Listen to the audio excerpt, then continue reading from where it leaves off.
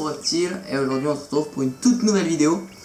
Alors cette vidéo aura pour sujet mes blattes. Alors j'ai 5 espèces de blattes pour l'instant, je compte agrandir un peu mon petit élevage. Et puis je vais vous présenter ça dans cette vidéo. Alors je tiens à préciser que toutes mes espèces de blattes, à part les Alectorina Shepardi, que vous allez voir par la suite, sont chauffées sur le terrarium de mon Pogona. Donc elles sont entre 32 degrés et 25 degrés, donc degrés Celsius. Et puis je vais vous présenter un peu les bacs dans lesquels sont élevées les blattes.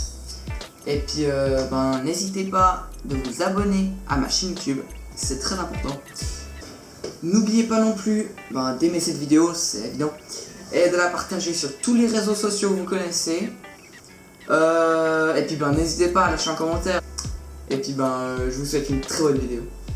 Donc voilà, on est chez les Gromphodorina portentosa. J'en ai 7, mais il y en a une qui m'a l'air un peu en fin de vie. Voilà, là on le voit. Alors ça, celui-là, ça c'est mon mâle dominant. Voilà, on voit bien les grosses cornes, il est en parfaite santé, les antennes très longues. Voilà. Là on voit il a les bosses, les grosses antennes, de très très belles couleurs.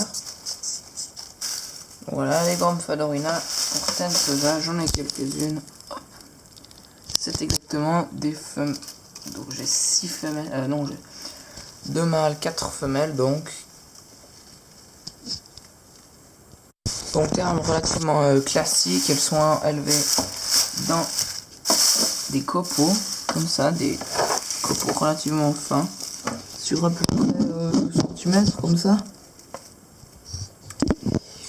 Et puis par-dessus les feuilles de bambou préalablement désinfectées. Et 2 souches de bois. Très classique. Là on se retrouve chez les Blabera fusca. Enfin je dis Blabera fusca parce que ça ressemble à des Blabera fusca. Donc on voit la taille qu'elles font à peu près par rapport à ma main. Donc je dis ça parce qu'en fait elles m'ont été vendues sous le nom de Blaptica Dubia. Mais je vous montrerai après mes Dubiens. Et puis je connais relativement les blattes, relativement bien les blattes, pour savoir que ça c'est pas les blattes Dubia. Sans vouloir trop me mettre en avant. Donc là elles sont là c'est les juvéniles qui sont mis dans des feuilles. C'est relativement humide pour pas qu'elles aient de problème dans la mûre. Ça. Et puis là plus sec, les adultes avec des fausses plantes. Donc j'ai un problème, c'est que j'ai 4 mâles pour une femelle.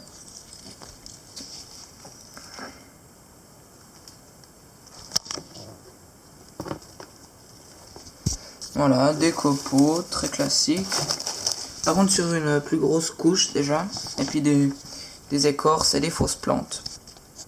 Voilà, j'ai commencé hier en élevage de Dubia. Donc j'ai 2 ou 3 spécimens, je vais vous montrer. Donc il n'y en a vraiment pas beaucoup, hein, je vous préviens.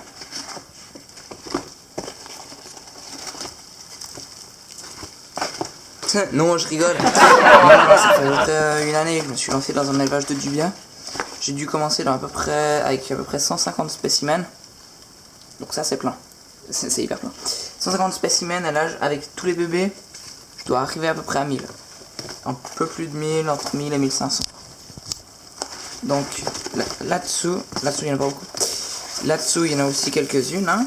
Quelques-unes, façon de parler. Là-dessous aussi, hop. Donc vous voyez, j'en ai quelques-unes. Non, alors je l'ai pas commencé hier cet élevage. Maintenant non. Donc à la base c'était pour nourrir le pogo. Et puis maintenant que tous mes geckos se nourrissent à la main, donc le Sarrasinorum, le Paroidurapicta et les Auriculatus se nourrissent aussi à la main. Et mangent aussi à la main. Je les nourris à la Dubia. Donc voilà, maintenant on passe au Red Runner.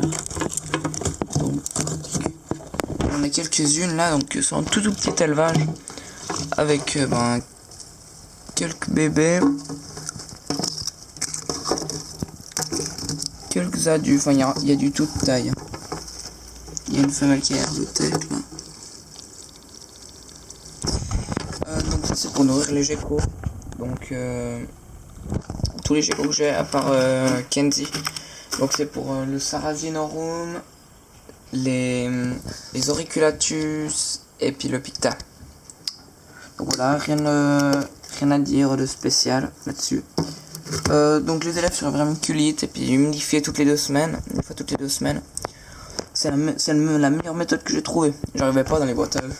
Non, je galérais, ça. J'arrivais même pas à faire une tech. Donc j'ai arrêté, puis je me suis mis à la vermiculite, puis ça va très très bien.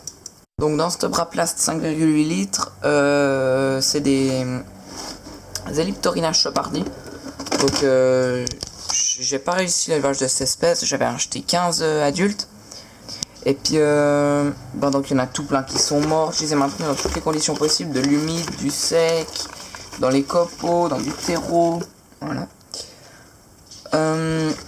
Et puis les bébés s'échappaient dans la maison parce qu'ils passent partout, ils grimpent sur les vitres, c'est un peu horrible, c'est les bébés de cette espèce.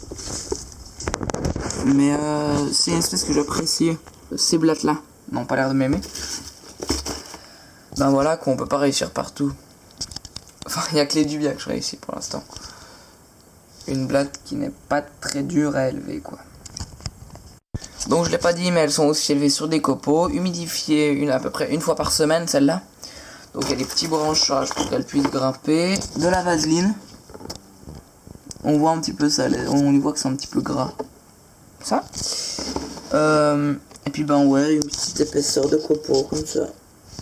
Avec une boîte à œufs puis des feuilles de bambou désinfectées.